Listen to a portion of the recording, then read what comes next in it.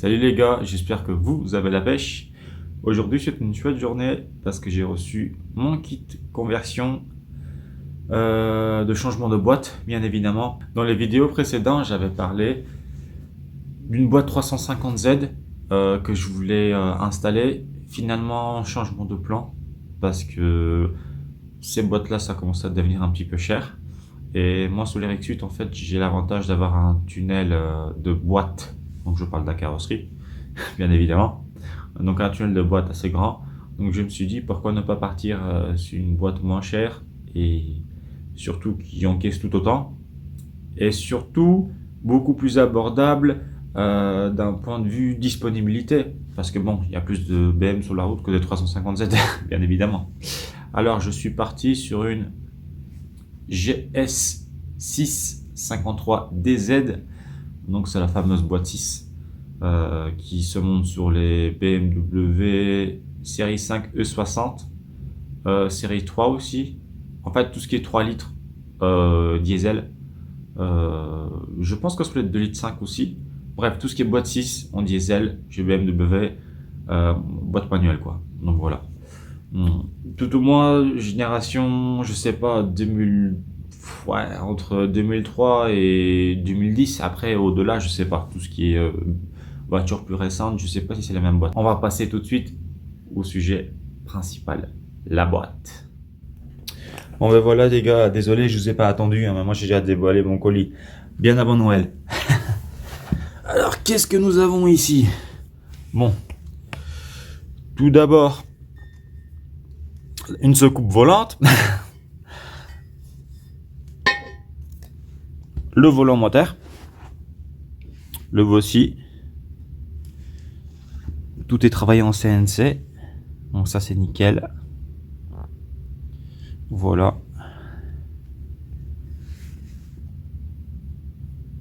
Petit roulement à l'intérieur. La platine, enfin la cale d'adaptation. Donc là on voit bien 2JZ BMW, marque PMC, pareil toujours en CNC, là ça rime en plus.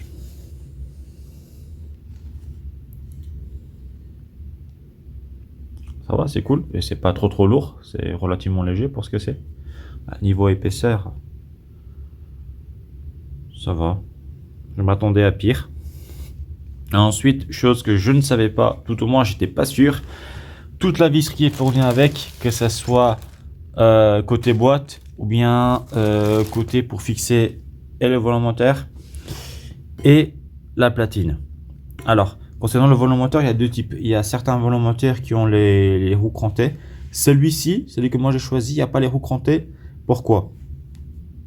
En fait, il n'a pas les roues crantées, tout simplement parce que moi, à la base, le moteur, il vient d'une boîte automatique. Donc, le fait qu'il vienne d'une boîte automatique, j'ai déjà l'espèce de couronne dentée, la couronne dentée qui fait office pour faire tourner le moteur. Donc, démarreur et moteur, quoi. Donc, du mon montage, en fait, ce qu'il va y avoir, c'est que la couronne dentée va être derrière. Ensuite, le volant moteur, ensuite l'embrayage. Alors, concernant l'embrayage, justement, parlons-en. J'avais trois choix.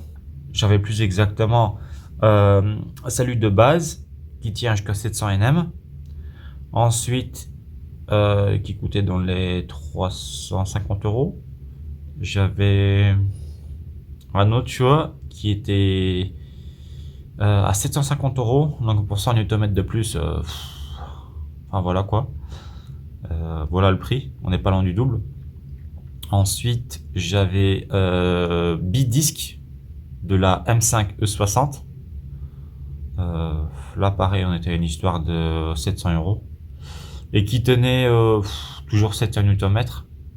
Donc moi, j'ai choisi le simple disque qui tient 700 Nm et à 350 € quoi. Ensuite, j'avais un autre choix. Mais bon, ça c'est pour la compète ou pour les gens qui cherchent beaucoup de puissance et beaucoup de couple.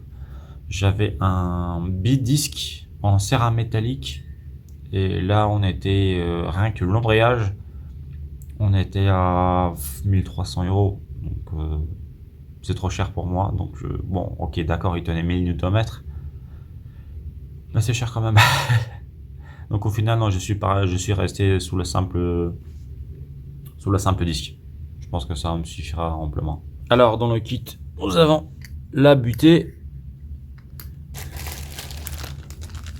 la fourche, le disque d'embrayage, bien évidemment. Voilà.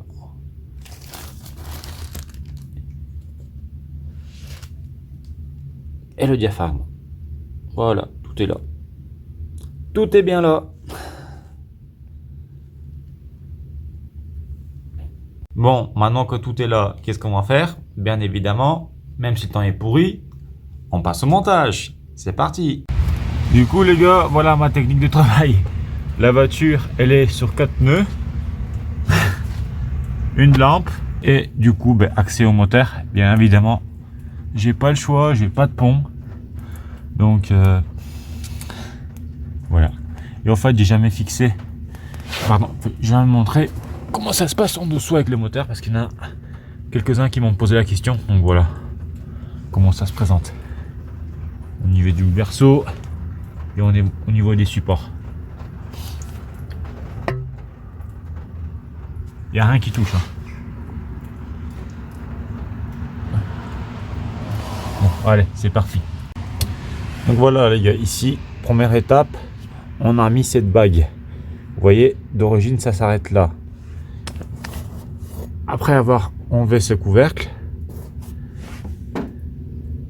c'est pour avoir beaucoup plus de distance à l'intérieur.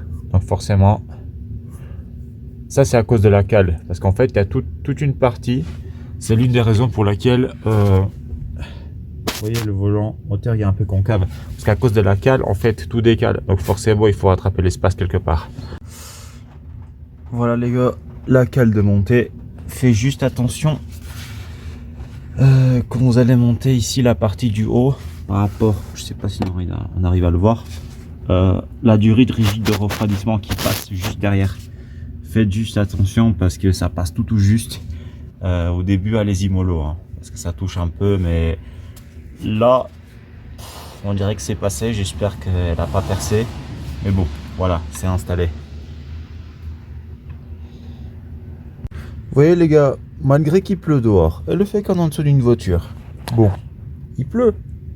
Mais malgré ça, on est protégé de la pluie. Donc faut voir le côté positif aussi. Chaque jour est un défi. Bon allez.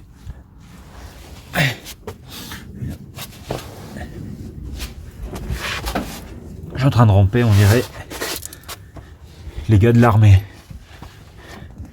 Bon, voilà les gars. Voilà ce que ça donne une fois monté. Donc voilà.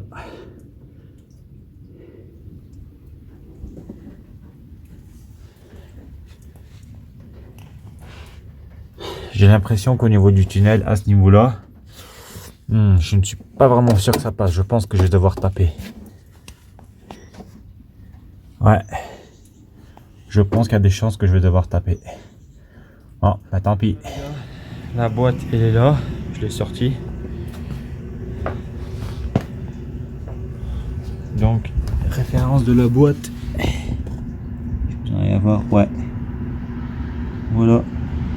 GS653DZ. Code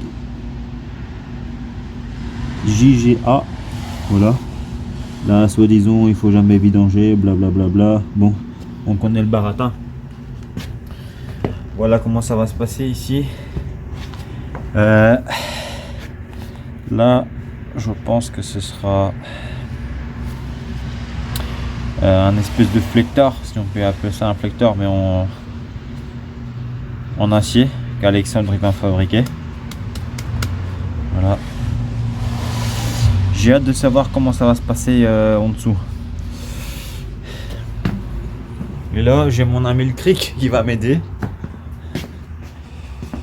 Bon, ça va être chouette. Quand on n'a pas de pont, bah on n'a pas de pont. laquelle est déjà installée. Vous voyez, c'est ce que je disais tout à l'heure. Ça vient vraiment près, très près en fait. Au niveau du tuyau de refroidissement. Donc bon, c'est passé tout juste, mais bon, ça va. J'ai hâte de voir qu'est-ce que ça va donner. J'ai trop hâte. Ici, le moteur, je l'ai penché un maximum de ce côté-là. Il y a juste une chose qui gêne, je pense que ça gêne, c'est à ce niveau-ci. Vous voyez là, l'espèce de truc noir là-bas. C'est l'évacuation d'eau ou de vapeur ou de liquide ou je sais pas trop quoi de l'habitacle. Je pense que ça va gêner, donc je pense que je vais taper un peu dessus pour le plier. Donc voilà. Bon, j'ai hâte de voir ce que ça va donner. Je vais galérer. J'ai bien galéré avec moi tout seul avec le cric. Mais bon, c'est comme ça. Bon, voilà les gars. J'ai déjà essoufflé, je l'ai juste posé sur le cric. On me présente pour voir comment ça se passe. Je vais déjà enlever ce support parce qu'il me gêne. Et voilà, c'est pas évident parce que juste à côté j'ai les graviers. Donc avec le cric, je vais être entre les deux. Je vais essayer de trouver une planche en bois ou quoi pour essayer de faire en sorte que le cric soit droit. Bon, c'est pas de la mécanique là que je fais, c'est de la construction. Donc voilà comment ça se présente.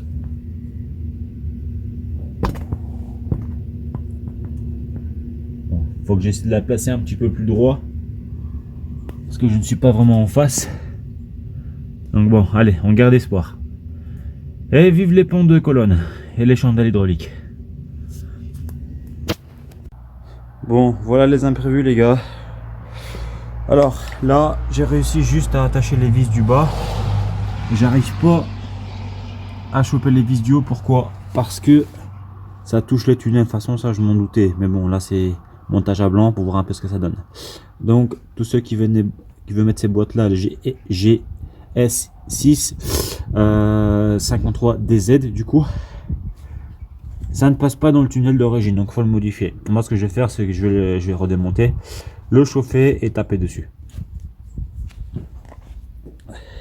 Voilà les gars, il est déjà très tard le soir, je vais pas vous mentir, je n'ai chié.